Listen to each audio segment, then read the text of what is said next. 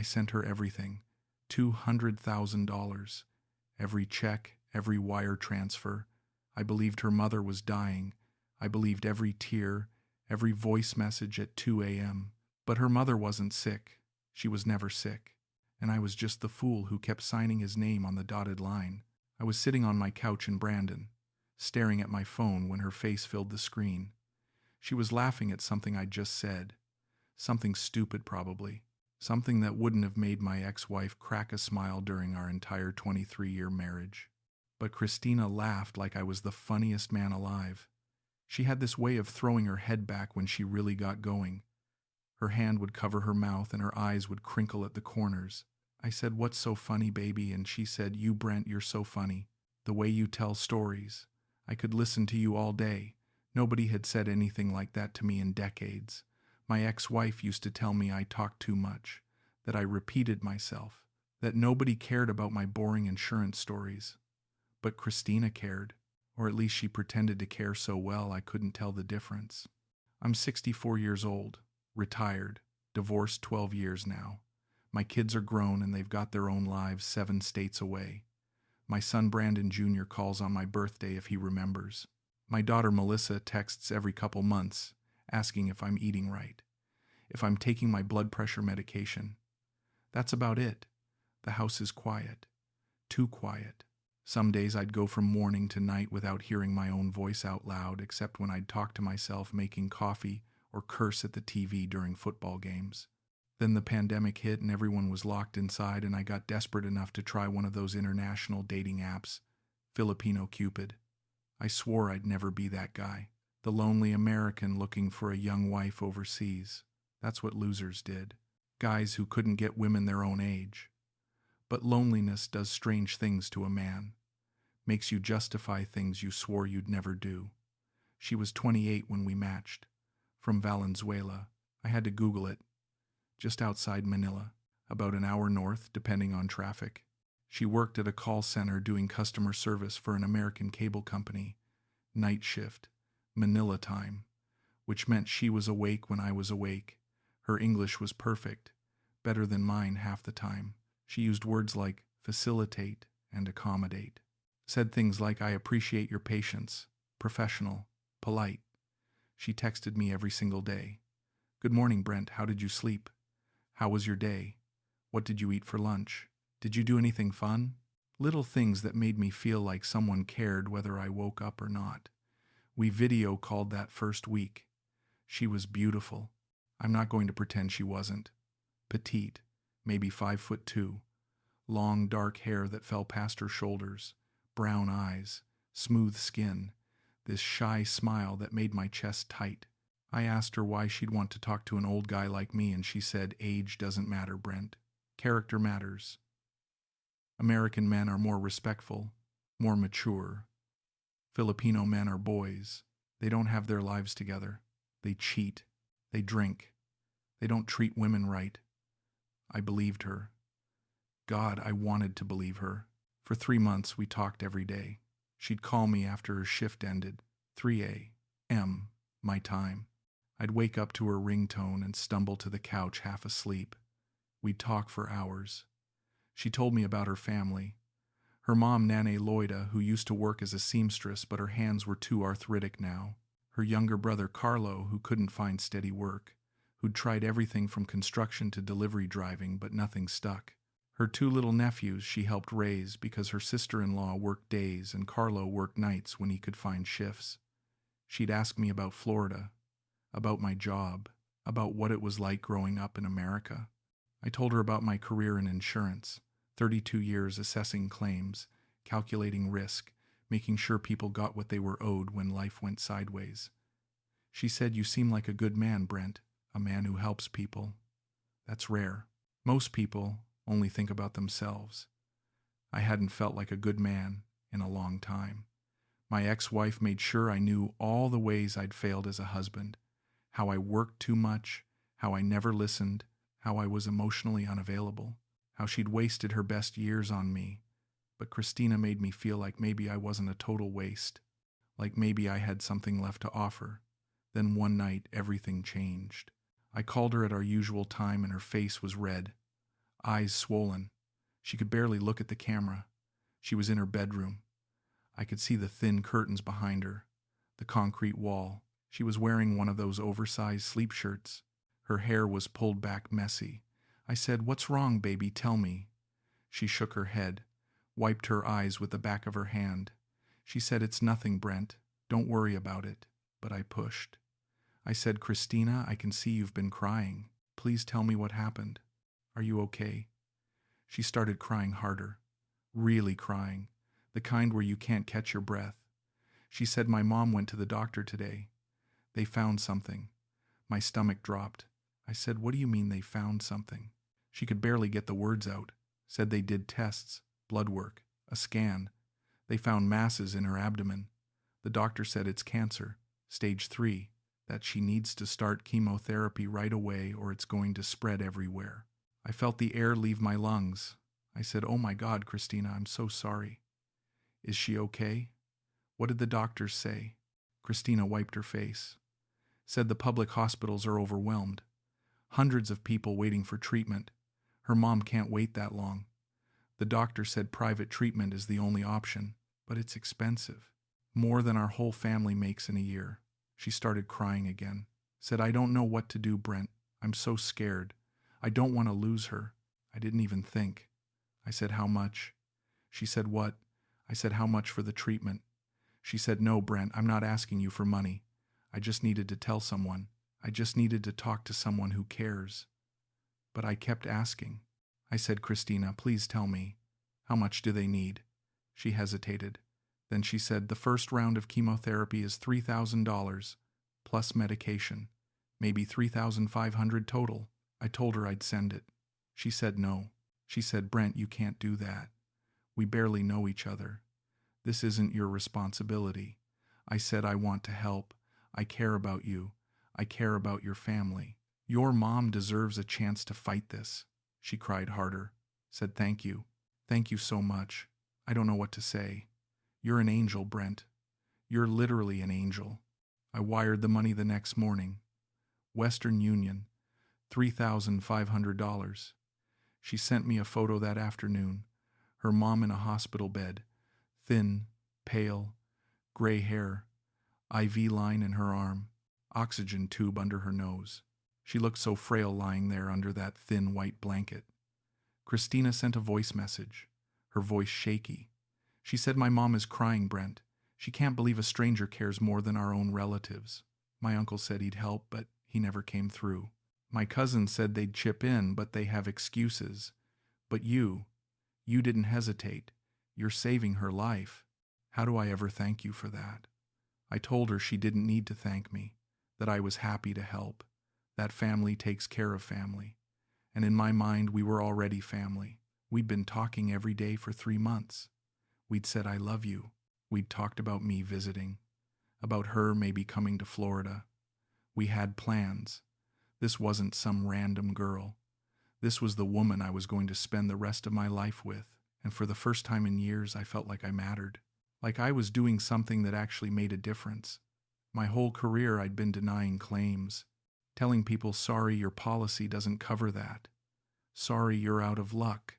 But now I was saying yes. I was saving a life. I was the good guy. The treatments kept going. Every 2 weeks, Christina would update me, video call, show me her mom, tell me what the doctor said. We did the first round and her numbers look better. But we need to do another round. They want to do radiation too. They found another spot. We need a specialist consult. The bills kept coming. $5,000 for medication that wasn't covered. $8,000 for a specialist oncologist who knew how to treat her specific type of cancer. $12,000 for radiation therapy. 10 sessions at $1,200 each. I started pulling from my retirement account. Money I'd saved for 30 years. Money I'd put away 5% every paycheck since I was 32. Money I was supposed to live on for the rest of my life. Money I'd been growing and protecting and planning around. But what was I saving it for anyway?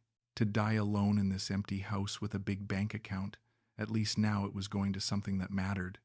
At least now it was saving a life. Christina never directly asked. She'd just tell me what was happening, what the doctor said they needed to do next. Then she'd go quiet. I'd wait. I'd say, "Baby, what's wrong?" And she'd say, "I just don't know how we're going to afford this. I wish I could do it on my own. I feel so guilty that you're helping so much. You've already done so much." And I'd feel like garbage if I didn't offer. Like I was letting her down. Like I was failing her. So I'd tell her not to worry. That I'd take care of it. That's what men do. They protect. They provide. And I did. Every single time. Without hesitation. My old coworker Jake called one afternoon. We used to grab lunch every week before I retired. Him and me and Chuck from accounting. We'd go to this diner off I-75 and get burgers and talk about football. Jake was a good guy. Married 30 years. 3 kids. 5 grandkids. Salt of the earth type. He asked how I was doing. If I was staying busy. If retirement was treating me okay. I mentioned I'd been talking to someone. A woman from the Philippines. A younger woman. He got quiet. Then he said, "Brent, buddy, can I be honest with you?" I said, "Sure." He said, "You sure this girl's real? You sure she's not just after your money?" I felt my jaw tighten, felt heat rising up my neck. I said, "Of course she's real, Jake. We video call every day. I see her face. I talk to her for hours." He said, "Okay, man, I'm just saying, be careful. There's a lot of scams out there targeting lonely guys. Guys our age. They find vulnerable men and they bleed them dry. I know you're a smart guy, but sometimes when we want something to be real, we don't see what's right in front of us." I cut him off. Said she's not scamming me. Her mom has cancer. I've seen the photos. The hospital bills. I'm helping because it's the right thing to do. It's my money and my choice. He backed off. Said, "Okay, Brent, I'm sorry. I'm just looking out for you. I'm your friend." I said, "I know, but you don't need to worry about this. I'm fine." He said, "All right. If you need anything, call me, okay?" I said, "I will," but I didn't call him again after that. I stopped answering when his name came up on my phone. What did he know anyway? He'd been married to the same woman since 1995. He had kids who called him Papa, grandkids who visited every Sunday for dinner. He didn't understand what it felt like to be completely alone, to wake up and realize nobody in the world would notice if you disappeared. To have someone finally see you as more than just a paycheck or a disappointment or a man who peaked 30 years ago. Christina's brother showed up on a call one evening. 6 months in, I was in my kitchen making dinner, pasta, something simple. She called and her brother was sitting next to her on the couch, Carlo, 27, skinny, really skinny, sharp cheekbones, thin mustache, tired eyes, wearing a faded gray tank top. He stayed in the background mostly, barely said anything, just nodded when Cristina introduced him. She said, "This is my kuya, my older brother." I said to call him sir. He said, "Hello, sir. Nice to meet you. Thank you for helping my mother." His English was broken, but I could understand him. After he left, I asked Cristina about him. She sighed, said he's been out of work for 6 months, that he's trying to find something, but jobs are so hard to come by in Manila, that he feels terrible he can't help with their mom's medical bills, that he feels like less of a man because a stranger is providing for his family. I felt for him. I really did. I asked if he needed help. Maybe I could send money for a training course or something. Cristina said, "No, Brent, you've done enough. We can't keep taking from you." But I could tell she was just being polite, that she wanted me to push. So I did. I sent $2,000 a week later, told her it was for Carlo, for some kind of certification program or job training, whatever he needed to get back on his feet. She sent me a voice message at midnight my time. She was crying. Said, "Brent, you're too kind, too generous. My family doesn't deserve someone like you. We're just poor people from Manila. You're an American. You've worked your whole life. This is your money, your retirement." I said, "Everyone deserves a chance, Cristina. Your brother is young. He has his whole life ahead of him. This could change everything for him." She said, "I love you so much, Brent. I'm so lucky I found you." I said, "I love you too, baby." And I meant it. With everything in me, I meant it. 8 months in, I'd sent somewhere around $40,000. Maybe more, maybe 50. I'd stopped keeping exact count because seeing the numbers made my chest hurt, made me question things I didn't want to question, but I needed to see her in person. I needed to know this was real, that I wasn't just some voice on a screen to her, some faceless ATM sending money into the void. I booked a flight to Manila, 2 weeks. Late October. I told Christina and she screamed. Actually screamed.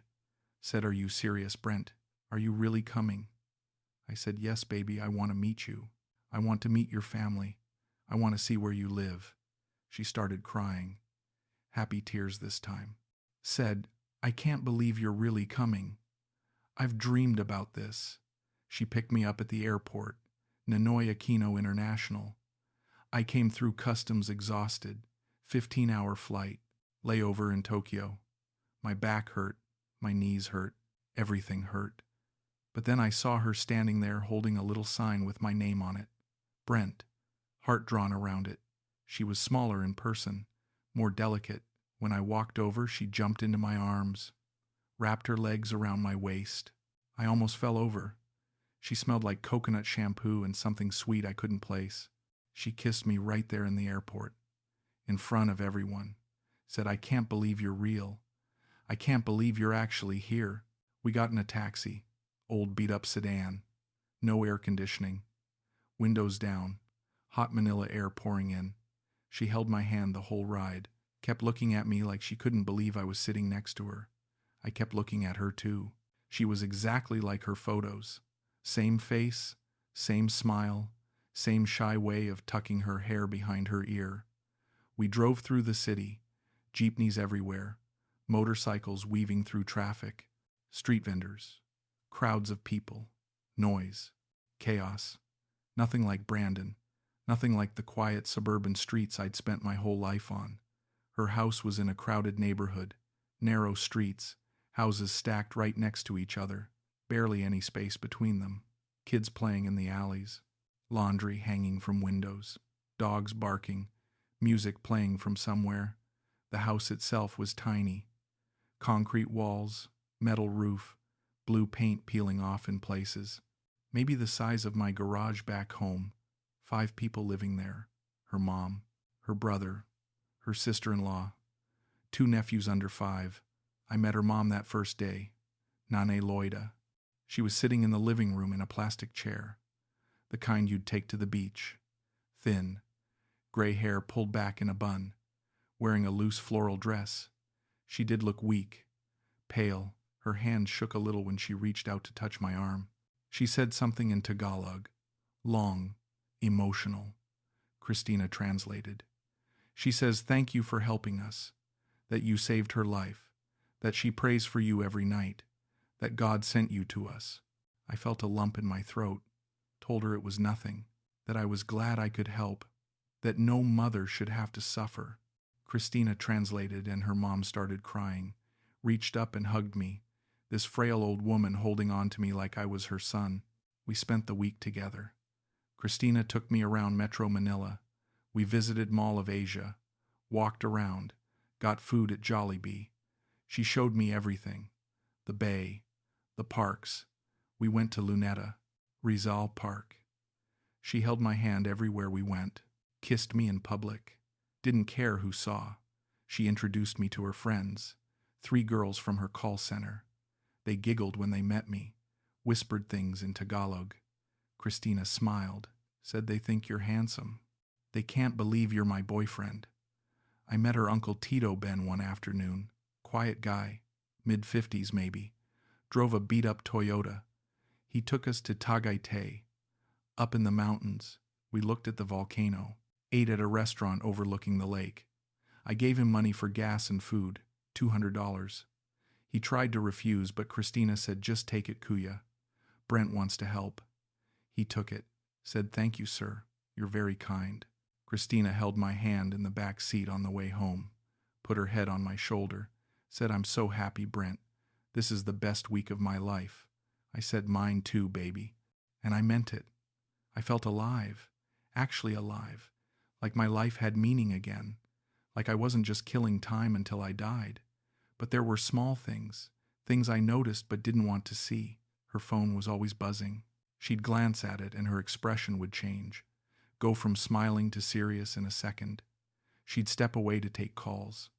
Once I was in the bathroom, and I heard her laughing in the other room, a different kind of laugh. Brighter, younger, flirty almost. When I came out, I asked who it was. She said, just my cousin checking in, asking about you. I believed her. I wanted to believe her. Another night we were lying in bed. Her bed, twin size, barely room for both of us. I couldn't sleep. Jet lag. I rolled over and her phone lit up on the nightstand. A message. I couldn't help but see it. Just the preview. It was in Tagalog, but I saw a name. A guy's name. Not Carlo. Someone else. She stirred, grabbed her phone, looked at the message, typed something back, put it face down, went back to sleep. I lay there staring at the ceiling, wondering. But I didn't ask. I didn't want to know. I didn't want to ruin it. When I flew back to Florida, I felt lighter than I had in years, like I'd finally found something real, something worth holding on to. We kept talking every day, made plans for her to visit me, started looking into K-1 visas, fiancé visas. I called an immigration lawyer in Tampa, paid for a consultation, learned about the process, the paperwork, the timelines, the interviews. I started filling out forms, gathering documents, bank statements, tax returns, proof of relationship.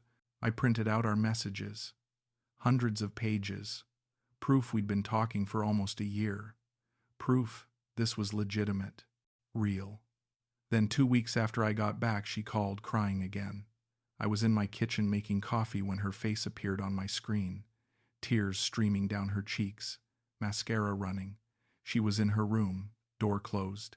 I could hear people talking in the background. I said, "Baby, what happened?" She could barely get the words out.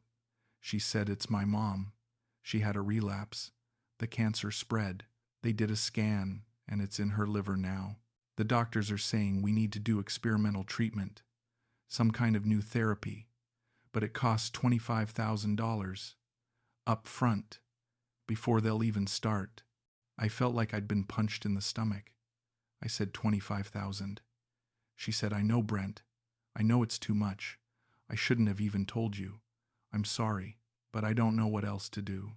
The doctor said, without this treatment, she has maybe 3 months. I sat down, stared at my coffee. My hands were shaking.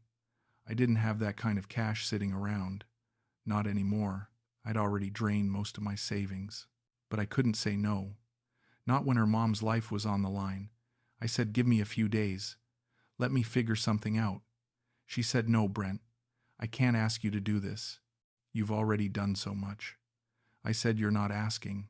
I'm offering." I hung up and sat there for an hour, just staring at nothing, thinking about my options.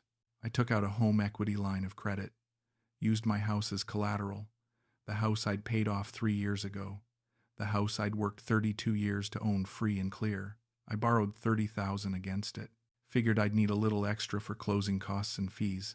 The bank approved it in 4 days. I wired $25,000 to Christina, kept $5,000 back, just in case. She sent me photos the next day. Her mom back in the hospital. More IVs, more machines, a different room, more expensive looking, private. She looked worse than before, thinner, grayer. But I told myself it was worth it, that you can't put a price on someone's life, that if this experimental treatment worked, it'd be worth every penny. Cristina sent me a voice message that night. Said my mom cried when I told her. She can't believe you keep helping us. She wants to meet you again. Wants to thank you properly. Wants to cook for you when you come back. She's going to get through this, Brent. She's going to fight because of you. A month later, Carlo got into a motorcycle accident. Cristina called me from the hospital. She was frantic, crying. Said they were riding home from a job interview. Someone cut them off. They swerved. Carlo hit the ground. Broke his leg. Fractured it bad. Needed surgery. Pins, rods, the works. $7,000. I wired it the same day. I stopped answering Jake's calls. Stopped checking my bank account because seeing the numbers made me want to throw up. I'd pulled $90,000 at that point. Maybe more. I didn't want to know exactly. Didn't want to add it up. My daughter Melissa called once, out of the blue. Said, "Dad, I've been thinking about you. How are you doing? You sound tired." I lied, told her I was fine, just busy. She said, "Busy with what?" "You're retired." I said, "Just stuff around the house. Keeping occupied." She said, "Okay. Well, call me if you need anything." "I won't. But thank you, sweetie." We hung up, and I felt like crying. She didn't push. We weren't that close anyway. Not since the divorce. Not since I'd missed her college graduation for a work conference. Not since I'd forgotten her 30th birthday. I hadn't been a great father. I knew that. Maybe that's why I was trying so hard to be a good man for Christina. Maybe I was trying to make up for all the ways I'd failed before. Late at night, I'd lie in bed and stare at the ceiling. My phone would buzz. 2 a.m., 3 a.m. Messages from Christina. "Good night, Brent. I love you so much. I don't know what we'd do without you. You're the only one who cares. My family prays for you every night. My mom says you're a saint. You're a blessing from God. And I'd feel needed, important, like my life actually meant something. I convinced myself this was what love looked like. Sacrifice, putting someone else's needs above your own. My ex-wife used to say I was selfish, that I never thought about anyone but myself, that I only cared about work, about money, about status. But here I was giving everything I had. Didn't that prove her wrong? Didn't that make me a good man? Didn't that mean I'd changed, grown, become someone worth loving? But alone in the dark, I'd wonder, what if Jake was right? What if I was being stupid? What if this whole thing was a mistake? What if she was just using me? Then I'd see Christina's face on my screen the next morning. Her smile, her voice, her, "I miss you, baby. I can't wait to see you again." And all those doubts would disappear, like smoke, like they'd never existed, because I wanted this to be real more than I'd wanted anything in my entire life. And when you want something that badly, you'll ignore every warning sign, every red flag, every voice in your head telling you to slow down. I wasn't snooping. I need you to understand that. I wasn't looking for anything. I was just scrolling through Facebook one afternoon, late afternoon, golden hour, sun coming through my kitchen window. I was sitting at the table, coffee going cold, just mindlessly scrolling, missing her, looking at her photos. That's when I saw it. A new post from 3 weeks ago. A photo. I almost scrolled past. Then I stopped, went back, looked closer. It was Cristina, her mom, her brother Carlo, all of them at some beach resort. White sand, blue water, palm trees, tropical paradise. They were standing together, arms around each other, smiling, big smiles, genuine smiles, happy. But it was her mom that made my hands start shaking. She wasn't in a hospital bed. She wasn't pale or weak or barely able to stand. She was healthy, standing straight, no assistance, no walker, no wheelchair, wearing a bright floral dress, pink and yellow. Her hair was done, curled, makeup on, lipstick, earrings. She looked vibrant, alive, happy, her arm around Christina's waist, her other arm around Carlo's shoulder, not like someone fighting stage 4 cancer, not like someone who just had experimental treatment for $25,000, not like someone who was dying. I zoomed in on the photo, looked at every detail. The resort in the background. Nice, really nice, probably $100 a night, maybe more. The way they were dressed. New clothes, nice clothes. Carlo was wearing a designer shirt. I could see the logo. Her mom's dress looked expensive. Christina had new sunglasses, big fancy ones, the kind that cost $200. I looked at the date. 3 weeks ago, right after I'd sent the money for the experimental treatment, right after I'd sent $7,000 for Carlo's motorcycle accident, the accident that supposedly broke his leg. But there he was, standing. No crutches, no cast, no brace. Just standing there smiling like nothing had ever happened. I scrolled through the comments. 14 comments. Friends congratulating them. So happy you finally got to relax. You all deserve this vacation. Glad you could get away. Wow, Nene looks so good. So healthy. God is good. Enjoy your time together. Looks amazing. Wish I was there. I sat there staring at that photo. 1 hour, 2 hours. Couldn't look away. Couldn't process what I was seeing. My brain kept trying to make it make sense. Maybe it was an old photo she posted late. Maybe they'd gone on this trip before her mom got sick and she just now uploaded it. Maybe her mom had one good day and they wanted to celebrate. Maybe the experimental treatment worked faster than expected. Maybe Carlo's leg healed unusually fast. Maybe. But I knew. Deep in my gut I knew. I just didn't want to accept it. I saved the photo to my phone, took a screenshot. Then I just sat there. Couldn't move. Couldn't think. Felt numb, like my brain had shut off to protect me from what I was seeing. I didn't message her right away. Couldn't. Didn't know what to say. Didn't want to believe what was right in front of me. So I sat with it. For 2 days. Didn't sleep. Barely ate. Just kept looking at that photo. Pulling up our old conversations. Reading through her messages. I don't know what we'd do without you. You saved my mom's life. We're so grateful. You're an angel. My mom is getting better because of you. The treatment is working. All lies. Every single word. Every tear. Every voice message at 3 a.m. Every thank you. Every I love you. All of it. Just lies. On the 3rd day I sent her the photo. No explanation. No accusation. Just the screenshot and 5 words. Can you explain this, please? She read it immediately. I watched the check marks turn blue. Watched the 3 dots appear. Typing. Then they disappeared. 5 minutes passed. 10. The dots appeared again. Disappeared again. She was crafting her response, trying to figure out what to say, how to spin it. 20 minutes later her reply came through. Brent, I can explain. That photo was from before. I posted it late. I didn't think about how it would look. I'm sorry. I stared at my phone, felt something cold settle in my chest. I typed back. Before what? Before when? Your mom looks healthy. Carlo looks fine. When was this taken? She didn't answer. I waited. 1 hour, 2 hours. Nothing. I called her. She didn't pick up. I called again. Straight to voicemail. Again. Voicemail. Again. Voicemail. Then a text. I'm sorry, Brent. I can't talk right now. Please just let me explain. I typed back. Then explain. Tell me the truth. Another hour passed. Then, finally, I'm sorry. I needed the money. My family needed it. I didn't mean to lie to you. I felt like I'd been hit by a truck.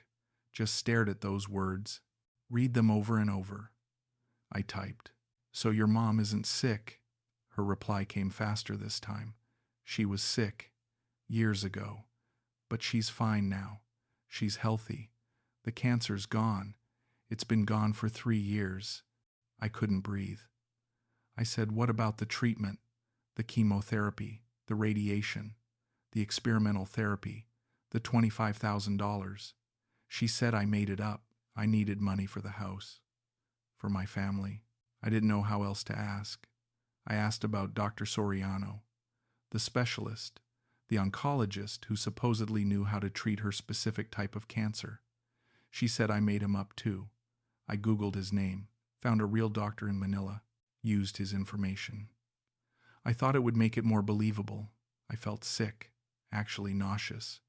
I asked about Carlo's accident, about the broken leg, about the $7,000 surgery. She said he's fine.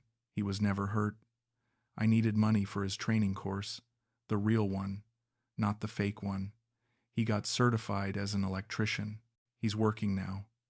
I sat there, phone in my hand, staring at the wall, $200,000, maybe more, 2 years of my life. Every morning waking up to her messages, every night falling asleep thinking about her, planning our future, planning our visa applications, planning our life together in Florida, and it was all a lie. Every word, every tear, every I love you, every thank you, every you saved my mom's life, all of it, just lies, Just a script she'd been following to get money out of a lonely old man who was desperate enough to believe it. I asked her one more question. Did you ever care about me at all, or was I just an ATM to you? She didn't answer for 20 minutes. I sat there waiting, watching my phone, hoping she'd say something, anything, that at least some of it was real, that she'd actually felt something. Then her reply came. You were nice to me, Brent. You were kind. I liked talking to you, but I have a family to take care of. I have responsibilities. I needed the money. I'm sorry if you got hurt, but I never promised you anything. We never met before you came here. It was just online. I thought you understood. I read those words 5 times, 10 times, tried to make them say something different, but they didn't. She'd never loved me, never even cared about me. I was just a source of income, a way to pay her bills, to fix her house, to fund her brother's training, to take her family on vacation. I was nothing, I asked. So the whole time, every conversation, every I love you, every you're my soulmate, that was all fake. She said I needed you to believe it. Otherwise, you wouldn't have helped. I'm sorry, Brent, but this is how things are here. We do what we have to do to survive. You have money. We don't. That's just how it is. I said I gave you everything. $200,000. 2 years of my life. I gave up my retirement for you. She said nobody forced you. You offered every single time. I never held a gun to your head. You wanted to be the hero. You wanted to save us. I just let you. That was the last thing she ever said to me. I blocked her number, blocked her on Facebook, on Instagram, on Messenger, on WhatsApp, everywhere, deleted every photo, every message, every voice note, tried to erase her from my phone like I could erase her from my life. I sat on my couch for 3 days, didn't shower, didn't shave, barely ate, just sat there staring at nothing, trying to process what had happened, trying to understand how I'd been so stupid, how I'd missed every sign, every red flag. Jake had warned me. Melissa had asked if I was okay. Even people in forums had said, be careful, watch out for scams. But I'd ignored all of it, because I wanted to believe, because I was lonely, because I was desperate for someone to love me. On the 4th day, I called Melissa. She answered on the 2nd ring, said, hey Dad, what's up? I couldn't speak at first, just sat there with the phone to my ear. She said, Dad, are you there? Is everything okay? I said, Melissa, I need to tell you something. I told her everything, from the beginning, the dating app, meeting Christina, the daily calls, the cancer diagnosis, the money, all of it. She was quiet the whole time. When I finished, she said, oh, Dad, I'm so sorry. I said I was stupid. I was an idiot. I should have known. She said, you're not stupid. You were lonely. People took advantage of that. That doesn't make you stupid. That makes them terrible. I asked her not to say I told you so. She said I would never say that. This isn't your fault.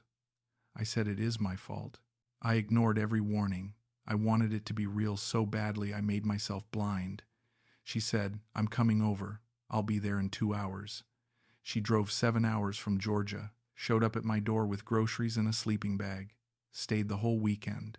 We went through my bank statements together, added everything up.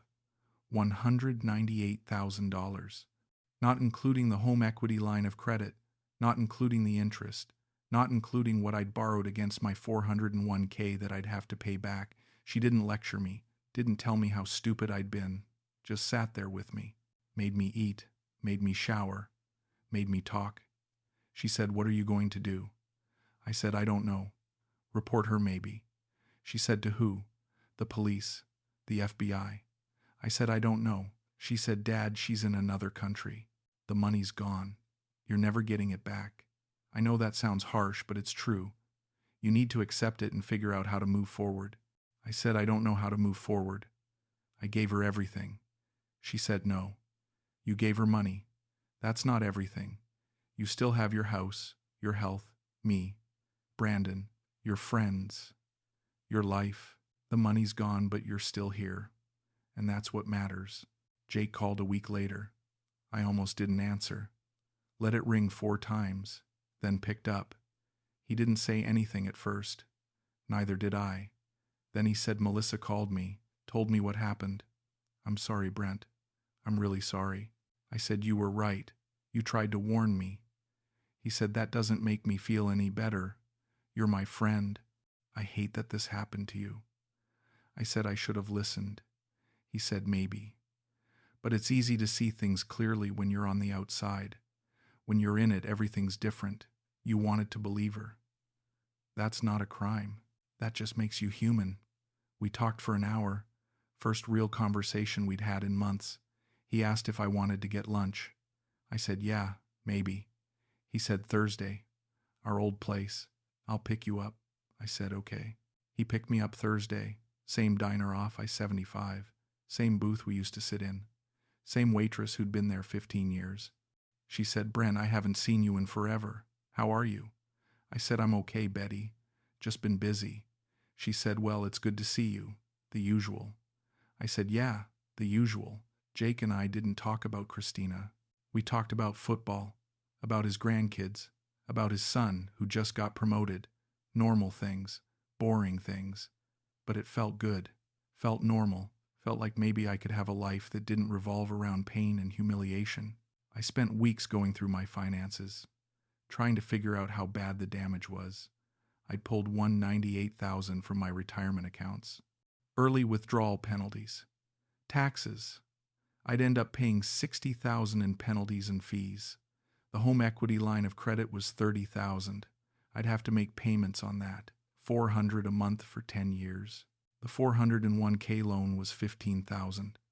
I'd have to pay that back with interest.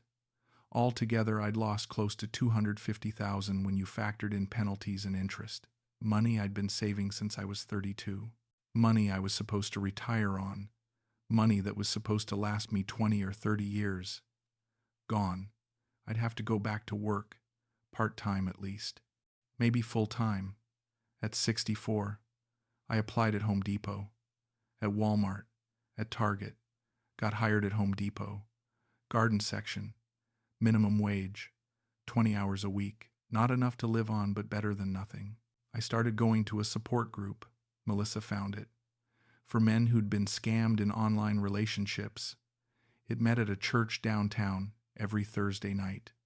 15 guys sitting in a circle in a basement, sharing stories. Most of them lost less than I did, 10,000, 20,000. Some lost more.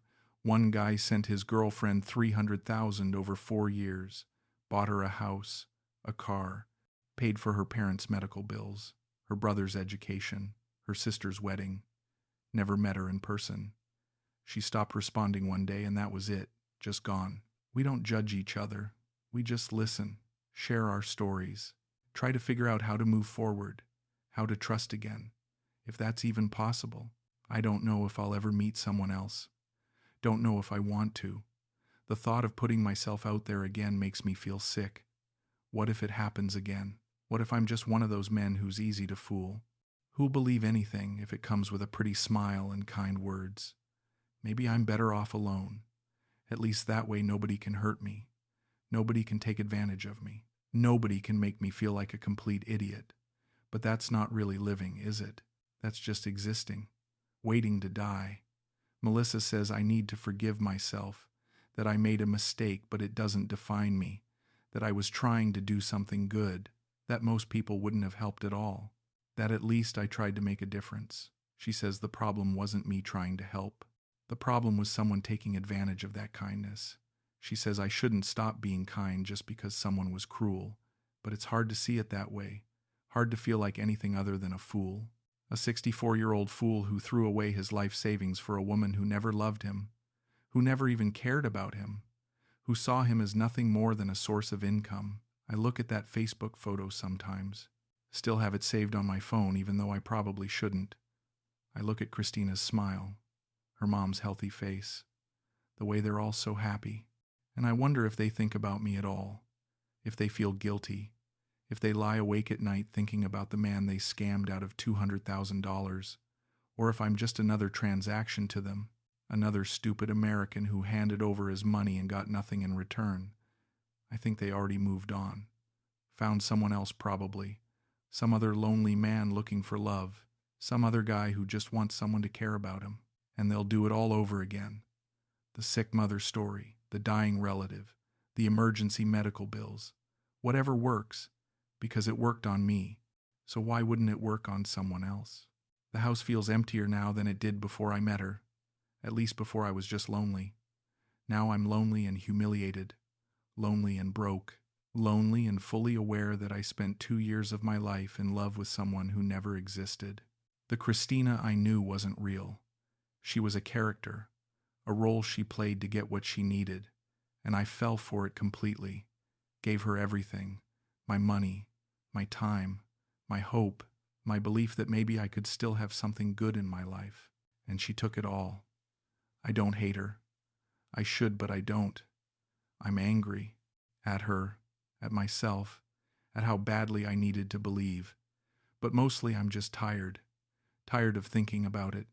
Tired of replaying every conversation, every red flag I missed. Tired of wondering how I could have been so stupid. I started volunteering at a food bank on Saturdays. Melissa suggested it, said I needed to get out of the house, do something productive, something that actually helps people. Real people, not imaginary sick mothers or brothers with fake accidents. The woman who runs it is named Patricia. She's around my age, mid-60s, widow. Lost her husband 5 years ago to a heart attack. We talk sometimes during breaks. Nothing deep, just small talk. How's your week going? Did you see the game? Did you hear about the storm coming? Normal stuff. She doesn't know about Christina, about what happened, and I'm not going to tell her. That part of my life is over. I'm trying to move forward, trying to rebuild. Some days I feel okay, like maybe I'll be all right eventually, like maybe I can have a life that doesn't revolve around this pain. Other days I can barely get out of bed, can barely face the day, but I keep going, because what else am I going to do? Give up? Sit in this house and rot? No, I'm not doing that. I'm 64. I've probably got 20 years left if I'm lucky, maybe 30 if I take care of myself. What am I supposed to do with that time? Sit around feeling sorry for myself? No, I'm going to work, I'm going to volunteer, I'm going to spend time with my kids, I'm going to try to rebuild my finances. Maybe I'll never retire the way I planned. Maybe I'll be working until I'm 75, but at least I'll be doing something. At least I'll have a purpose. The money's gone. My savings are gone. But I'm still here, still breathing, still trying. And maybe that's enough. Maybe surviving is enough. Maybe learning to live with the scars is enough. I don't have to forgive her. I don't have to forget what happened. I just have to keep going, one day at a time. That's what the guys at the support group say. One day at a time. Some days are good, some days are terrible, but you keep going. You don't give up. You don't let it destroy you. You survive. And eventually, maybe, it gets easier. I hope it gets easier. I hope one day I'll wake up and this won't be the first thing I think about. That I won't see her face, won't see that Facebook photo, won't calculate how much money I lost. That I'll just wake up and be, just exist without all this pain, without all this shame, without all this regret. But I'm not there yet. Maybe I never will be. Maybe this is just part of me now, part of my story. The time I got scammed, the time I fell in love with someone who didn't exist, the time I gave away $200,000 because I was lonely and desperate and stupid. Maybe that's just who I am now. But I'm still here, and that counts for something. It has to count for something.